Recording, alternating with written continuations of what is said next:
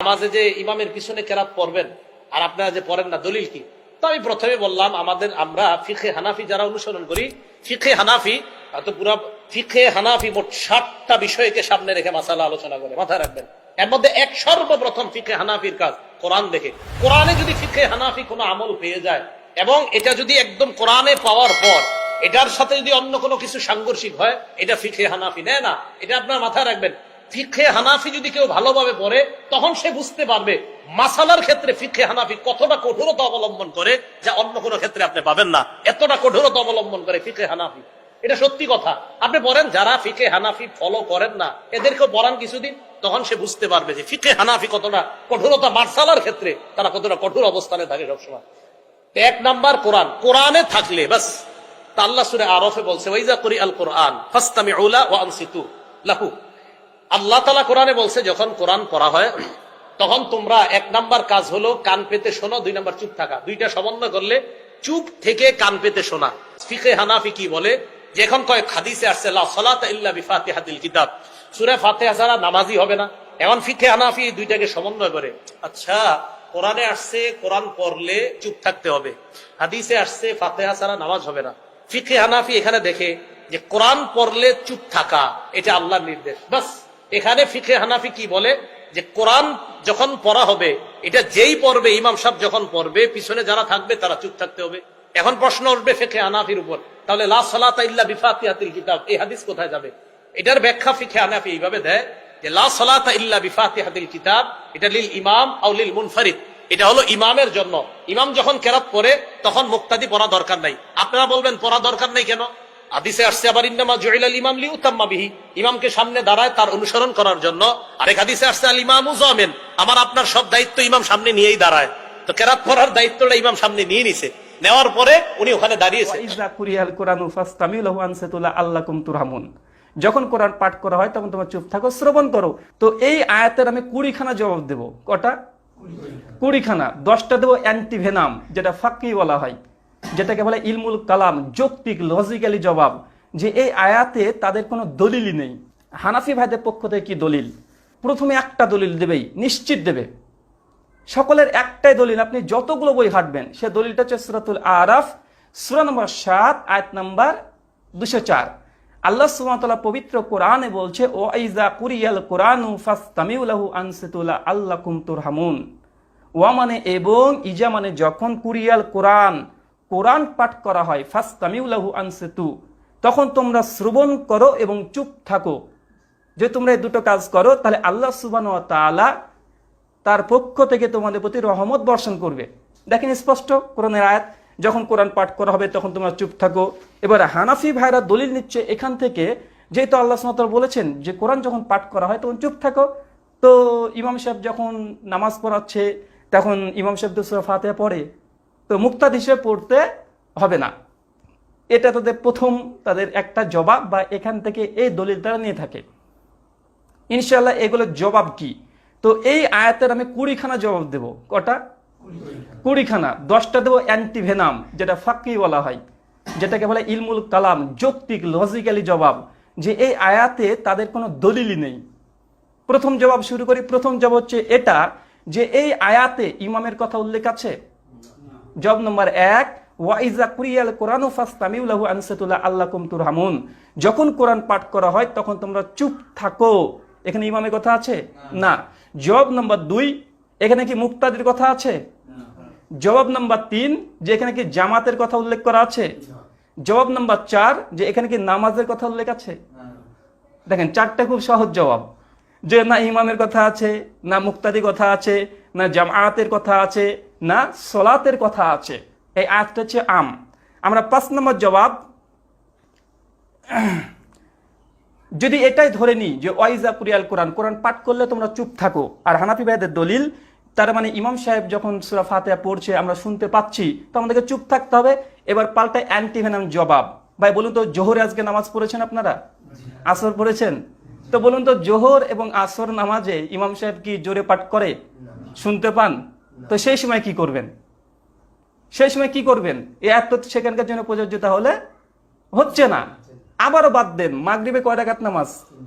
3 রাকাত, এশাতে 4 রাকাত, ফজরে 2 রাকাত। তো এই মাগরিবের 3 রাকাত আর এশার 4 রাকাত। তো মাগরিবের প্রথম 2 রাকাতে ইমাম সাহেব জোরে কিরাত করে, মুক্তাদির শুনতে পাই, কিন্তু তৃতীয় রাকাতে জোরে কিরাত করে। তার মানে সেখানে মুক্তাদি কি করবে?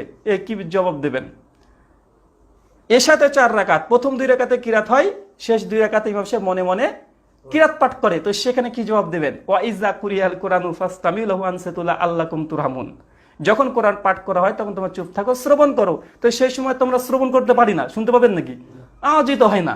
তো কি করবেন? জবাব কি? এই যে 5 নম্বর জবাব, যেখানে তাদের কোনো দলিলই নেই। 6 নম্বর জবাব, মাদ্রাসাতে যখন শিক্ষক যখন কোরআন শিক্ষা দেয়, আছে না, তখন সকল ছাত্র একসঙ্গে জোরে জোরে পড়ে কি পড়ে না? জোরে জোরে পড়ে। তাহলে তখন এই ওয়াইজা কুরিয়াল কোরআন ফাসতামি কোথায় থাকে বলেন? যখন মাদ্রাসাতে পড়া হচ্ছে, সকল ছাত্র হিফজ করছে, জোরে জোরে পড়ছে, তো মাদ্রাসায় পড়ার জন্য দলিল কোথায় পেলেন যে শিক্ষা দেওয়ার জন্য সবাই হট্টগোল করে কোরআন পাঠ করা যাবে? কেউ তো শোনে না সেই সময়। জবাব নম্বর 7, মৃত ব্যক্তি মানুষ যখন মারা যায় তখন দেখবেন কোরআন পাঠ করে কি করে না, মাথার কাছে গিয়ে বা পাশে একসঙ্গে 20 জন 30 জন জমাত হয়ে, তখন তো সবাই কোরআন পাঠ করছে, কে শুনছে? শুনে কেউ? তো এখানে জবাব কি? 8 নম্বর জবাব, দেখবেন ফজর নামাজ পড়ছে, ফজরের নামাজ মানে ভোরের নামাজটা পড়ছে, এই মতো পরিস্থিতিতে ইমাম সাহেব দেখছে 1 রাকাত পড়ে ফেলেছে বা সূরাতুল ফাতিহা অন্য একটা কিরাত করছে, আর কিছু কিছু মুক্তাদি যারা জামাত পায়নি তারা দেখবেন এসে সঙ্গে সঙ্গে তার নফল সালাত পড়ছে, পরে কি পড়ে না? আর হানাফি মাযহাবের এটাই ফতোয়া যে ফরজ নামাজ চলছে কিন্তু ফজরের সুন্নাত পড়তে হবে। হানাফিদের যে কোনো ফিকার কিতাব উঠে দেখেন তারা পড়ে। তো তখন তো ইমাম সাহেব তো আলহামদুলিল্লাহ রাব্বিল আলামিন সূরা রহমান ধরেছে, মুক্তাদি পেছনে এসে নামাজ পড়ছে, তখন যায় কোথায়? বুঝতে পারলেন? অনেক সময় দেখা যায়। এবার আমাদের 9 নম্বর জবাব, মানে ফজরের সলাতে হানাফি মাযহাবের মাসালা হচ্ছে এটা, ইমাম সাহেব যখন জামাতে সালাত শুরু করে দিয়েছে, অলরেডি কিরাত করবে, কারণ 2 রাকাত নামাজ কিরাত তো হবেই সশব্দে। এখন মুক্তাদি এসে পেছনে দাঁড়িয়ে সে নামাজ পড়ছে নিজের মতো। কোন নামাজ? সুন্নাত নামাজ, ফজরে শামিল হয়নি, মানে ফজরের ফরজ নামাজে শামিল হয়নি। এখানে 9 নম্বরের অ্যান্টিভেনাম ফাঁকি জবাব হচ্ছে এটা। হানাফি মাযহাবের মধ্যে দেখবেন যে ইমাম সাহেব মাগরিবের নামাজ শুরু করেছে বা এশার নামাজ শুরু করেছে বা যে কোনো নামাজ, এবার ইমাম সাহেব কিরাত করছে, ইমাম সাহেব কিরাত শুরু করেছে, ফাতিহা শেষ, অন্য কিরাত ধরেছে, শেষে মুসল্লি এসে মসজিদ উপস্থিত, এখন সে যায় নামাজের দোয়া পড়ছে, ইন্নী ওয়াজহাতু, পরে কি পড়ে না? ইমাম সাহেব তো কিরাত করছে, ও আবার ইন্নী ওয়াজহাতু পড়ছে কেন? ওয়াইজা কুরিয়াল কোরআন, কোরআন পাঠ করলে চুপ থাকতে হবে, তো ও তো যায় নামাজের দোয়া পড়তে পারবে না, বাদ দেন যায় নামাজের দোয়া। তারপরে শুরু করে কি? নিয়াত। নিয়াত শুরু করে কি করে না? কারণ নিয়াত না পড়লে তো নামাজই হবে না তাদের। তো তারা নিয়াত পড়ছে, তো কোরআন তেলাওয়াত হচ্ছে, বাদ দিয়ে নিয়াতের কথা। 3 নম্বর পরে কি? সানা, পরে কি পড়ে না? সানা পড়ছে, অথচ ইমাম সাহেব কোরআন পড়ছে, পরে কি পড়ে না? তো তারা জবাব কি দিবে? কোন দিকে যাবে? আইনস্টাইনকে ডাকলেও সম্ভব নয় যে এটার সঙ্গে এটাকে সমাধান দেওয়া। কেন? এখানে ওকে হয় মানে প্রথমে কি করতে? জায়নামাজের দোয়া, তারপরে নিয়াত পড়তে হবে, সানা পড়তে হবে, সব বাদ দেন, আল্লাহু আকবার তাকবীর দিতে হবে কি হবে না? তো ওয়াইজা কুরিয়াল কোরআন, কোরআন পাঠ করলে চুপ থাকতে হবে, কিন্তু ও তো আল্লাহু আকবার বলছে, বলছে কি বলছে না? অতএব কিরাত চলছে। তো এই আমাদের 10টা মানে 9টা অ্যান্টিভেনাম জবাব, বা টোটালি 10টা অ্যান্টিভেনাম জবাব, যেটা যৌক্তিক ফাঁকিওয়ালা জবাব, যে কোনোভাবেই সম্ভব নয়। কেন? আমাদের একটা মাসালা রদ করতে গিয়ে ওদের 10টা মাসালা উল্টে দিতে হবে, 10টা মাসালাকে আগে উল্টে ফেলে দিতে হবে, তারপর আমাদের একটা মাসালাকে ওরা বিরুদ্ধে দলিল পেশ করতে পারবে, অন্যথায় পারবে না। এবার আসেন ইলমি তাহাক্কুকি আলোচনা, যেটা কোরআন এবং হাদিস এবং সালাফদের বুঝ অনুসারে এবার কিছু দালিলিক আলোচনা, মানে দলিলের লড়াই। এতক্ষণ হলো কি যৌক্তিক, কারণ তারা যুক্তি পেশ করেছে, আমরা পাল্টা যুক্তি দিলাম, আর ওরা একটা দিয়েছে, আমরা 10টা দিলাম, আলহামদুলিল্লাহ।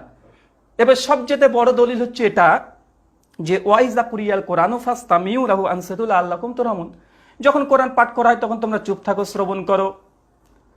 এখন এই আয়াতটা কি নামাজের জন্য নাজিল হয়েছে? হানাফি ভাইদের দাবি যে এই আয়াত দিয়ে নামাজে ইমামের পেছনে মুক্তাদি কিরাত করবে না, এই জন্য নাজিল হয়েছে, এটা তার দাবি। এবার আমরা খণ্ডন করব কিভাবে?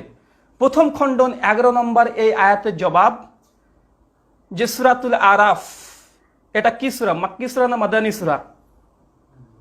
মাক্কি সূরা। সূরা আরাফ কি সূরা? মাক্কি সূরা, মানে মক্কাতে এটা অবতীর্ণ হয়েছে, মক্কাতে অবতীর্ণ হয়েছে। আর নামাজরত অবস্থায় নামাজ পড়ছে, আমরা সকলেই জানি আগে প্রথম জামানাতে মানুষ যখন নামাজ পড়তো পেছনে সাহাবীরা আপোষে কথা বলতো। এমনকি সাহাবীরা এসেছে মসজিদ, এসে সালাম আলাইকুম দিয়েছে, আর নামাজরত অবস্থায় ওয়ালাইকুম আসসালাম মুখে দিয়েছে। এটা ছিল আগে। এর দলিল অসংখ্য জায়গা আছে। সেই বুখারী খুলবেন 1200 নম্বর হাদিস, যে নামাজের মধ্যে কথোপকথন চলতো। সেই বুখারী কত বললাম? 1200, মানে 1200 নম্বর হাদিস। এটা মনেই থাকবে। তো সূরা আরাফ হচ্ছে মাক্কি সূরা, মানে ওয়াইজা কুরিয়াল কোরআন, কোরআন পাঠ করলে তোমরা চুপ থাকো। কোথায় নাজিল হয়েছে? মক্কাতে, আল্লাহ রাসূলের হিজরতের আগে। এবার আল্লাহ রাসূল হিজরত করে যখন মদিনায় চলে আসেন, কোথায়? মদিনায় চলে আসেন, তখন পবিত্র কোরআন সূরা বাকারা সূরা নম্বর 2 আয়াত নম্বর 238 অবতীর্ণ হয়। কুমিল্লাহি কনেতিন, এই আয়াত যখন অবতীর্ণ হলো, এই আয়াতের সহিহ বুখারীতে তাফসীর আছে, কি জানেন? আশ্চর্য হয়ে যাবেন। মক্কাতে অলরেডি সূরা আরাফ 204 নম্বর আয়াত অবতীর্ণ হয়ে গেছে, বোঝার চেষ্টা করেন। কোরআন পাঠ করলে চুপ থাকো। অথচ সূরা বাকারার 238 নম্বর আয়াত, এই আয়াতের তাফসীর সহিহ বুখারী হাদিস নাম্বার 1200, ওখানে বলা হচ্ছে স্পষ্টভাবে আল্লাহ রাসূল থেকে, আব্দুল ইবনে মাসউদ অনেকজন সাহাবী বর্ণনা করেছে, যখন সূরা বাকারার 238 নম্বর আয়াত অবতীর্ণ হলো, তখন আমরা নিজেদের মধ্যে আপোষে কথা বলা বন্ধ করে দিলাম। কোন আয়াতের ফলে?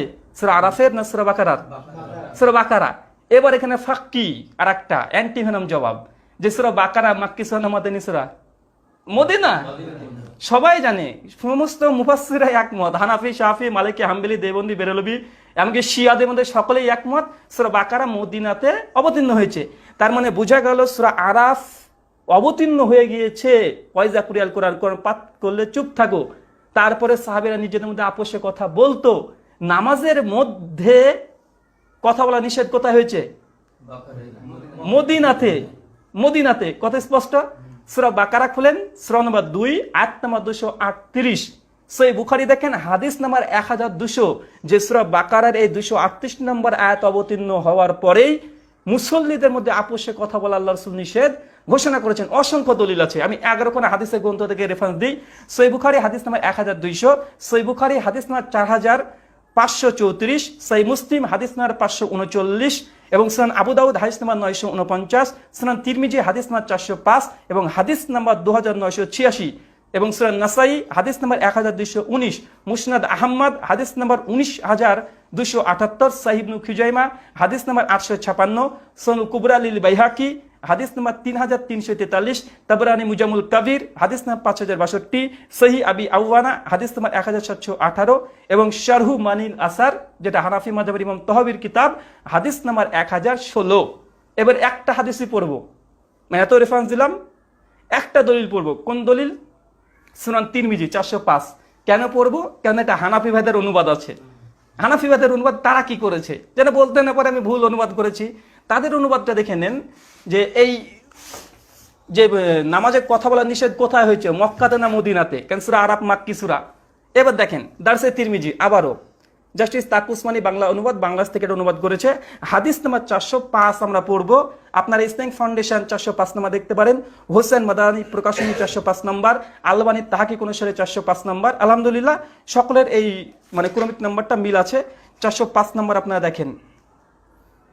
এবার দেখেন পড়ছি, এখানে বলছে কি, আহমেদ ইবনে মানি রাহিমাহুল্লাহ, মানে যেন তাবি, তিনি বর্ণনা করছে, জায়েদ ইবনু আকরাম রাদিয়াল্লাহু তাআলা আনহু থেকে বর্ণিত আছে যে তিনি বলেন আমরা রাসূল সাল্লাল্লাহু আলাইহি সাল্লামের পেছনে সালাতে কথাবার্তা বলতাম। জায়েদ বিন আকরাম রাদিয়াল্লাহু তাআলা তিনি বলছেন আমরা রাসূলের পেছনে নামাজরত অবস্থায় কথাবার্তা বলতাম। তারপরে বলছে নামাজরত একজন তার পার্শ্ববর্তী সঙ্গীর সঙ্গে কথা বলতো না, মানে নামাজরত অবস্থাতে একজন সাহাবী আরেকজনের সঙ্গে কথা বলতো। তারপরে বলছে শেষ আয়াত যখন সূরা বাকারা 238 নম্বর আয়াত অবতীর্ণ হলো, তোমরা আল্লাহর উদ্দেশ্যে দাঁড়াবে এবং নিশ্চুপে, কুমিল্লাহি কনেতিন, মানে আল্লাহর উদ্দেশ্যে দাঁড়াবে নিশ্চুপে, মানে তখন আমরা চুপ থাকতে নির্দেশিত হলাম এবং আমাদের কথা বলতে নিষেধ করে দেওয়া হলো। কোন আয়াত অবতীর্ণ হওয়ার ফলে মুক্তাদের মধ্যে আপোষে কথাও নিষেধ হয়েছে? সূরা বাকারা 238 নম্বর আয়াত। আর সূরা বাকারা কোথায়, মক্কি না মদিনী? মাদানী। মাদানী। তার মানে এটা স্পষ্ট প্রমাণিত হলো সূরা আরাফ অলরেডি কোরআনে অবতীর্ণ হয়ে গেছে, কিন্তু সাহাবীরা আপোষে কথা বলতেন। এই হাদিস প্রমাণ করছে কথা বলতেন। কখন সাহাবীরা নিজেদের মধ্যে আপোষে কথাবার্তা সালাম দিয়া নিষেধ করেছে? সূরা বাকারা 238 নম্বর আয়াত অবতীর্ণ হয়। আর সূরা বাকারা কোথাকার? মাদিনী সূরা। তার মানে আমাদের 11 নম্বর অ্যান্টিভেনি জবাব যে না, এটা তাদের সম্পূর্ণ একটা ভুল ধারণা যে এই আয়াত ওয়াইজা কুরিয়াল কোরআন এর জন্য মানে মুক্তাদি কোরআন পাঠ তো দূরের কথা, তারা আপোষেও কথা বলতো। মানে মুক্তাদি যে কোরআন পড়বে না, সূরা ফাতিহা ইমাম পড়বে না, এটা তো দূরের কথা, তারা দুনিয়াভি কথা বলতো, সালাম দিত, তারা যে কোনো আপোষে কথাবার্তা বলতো। তো এটা আমাদের 11 নম্বর অ্যান্টিভেনাম জবাব, যেটা সুনান তিরমিজি হাদিস নম্বর 405, সহিহ বুখারী 1200 নম্বর স্পষ্ট হাদিস। এখান থেকে দেখলেই স্পষ্ট প্রমাণিত হয়ে যাবে। এবার আমরা আর একটা দলিল,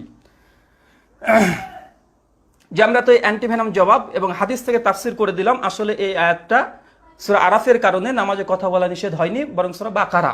আর এটা মক্কাতে অবতীর্ণ, এটা মদিনাতে অবতীর্ণ। এবার হানাফি ভাইদের একটা দলিল যে আসলে কি তাই, শুধু এখানে হানাফি কেল্লা পড়বেন। কি নাম বললাম? হানাফি কেল্লা। নাসিরুদ্দিন চাঁদপুরি হাফেজাহুল্লাহ তার লেখা বই 49 নম্বর পৃষ্ঠা প্রথম খণ্ডে তিনিও এই কথা স্বীকার করেছেন। এবং তাফসিরে জালালাইন সূরা আরাফ 204 নম্বর আয়াতের ব্যাখ্যাতে জালালউদ্দিন সুয়ুতী রাহিমাহুল্লাহ 911 হিজরিতে মৃত্যু, তিনিও বলেছেন যে সূরা আরাফ এটা মাক্কি সূরা, সূরা আরাফ এটা মাক্কি সূরা। এবার দেখেন 49 নম্বর পৃষ্ঠায় কি লিখে রেখেছেন, দেখেন সূরা ফাতিহা প্রসঙ্গে আলোচনা করতে গিয়ে। কেননা এখানে অনেকে দাবি করে, মানে ইমাম মুজাহিদের সূত্রে একটা হাদিস আছে যে ওয়াইজা কুরিয়াল কোরআন, কোরআন পাঠ করো তোমরা চুপ থাকো। এই আয়াতটা মূলত জুমার খুতবার জন্য অবতীর্ণ হয়েছিল। মানে শানে নুজুল কিসের জন্য? জুমার খুতবাতের জন্য কথোপকথন না করে। এটা একটা মানে একটা সনদে একটা হাদিস পাওয়া যায় যে আয়াতটা অবতীর্ণ হয় শানে নুজুল। তো এই নাসিরুদ্দিন চাঁদপুরি তখন কি জবাব দিতে চেয়েছে, বলছে আসলে এটা মানে জুমার খুতবার জন্য নয়। দলিল খণ্ডন করেছে কি জানেন? তিনি বলছেন সর্বোপরি এও মনে রাখা দরকার যে উক্ত আয়াতটি মাক্কি, মানে সূরা আরাফে 204 নম্বর আয়াত মাক্কি।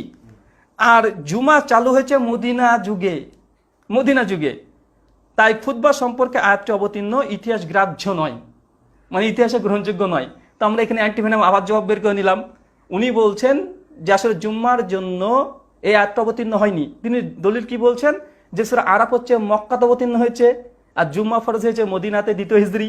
তার জন্য তিনি বলছেন অতএব এটা ইতিহাস থেকে গ্রাহ্য নয়। ঠিক আমরা অ্যান্টিভেনাম নাসিরুদ্দিন চাঁদপুরি সাহেবকে জবাব দিয়ে দিলাম যে সূরা আরাফ এটা মাক্কি সূরা, অথচ মদিনাতে কথা বলা নিষেধ হয়েছে, তাই এটাও ইতিহাস গ্রাহ্য নয় যে সূরা আরাফের কারণেই ইমাম পেছনে মুক্তাদি সূরা ফাতিহা পড়বে না।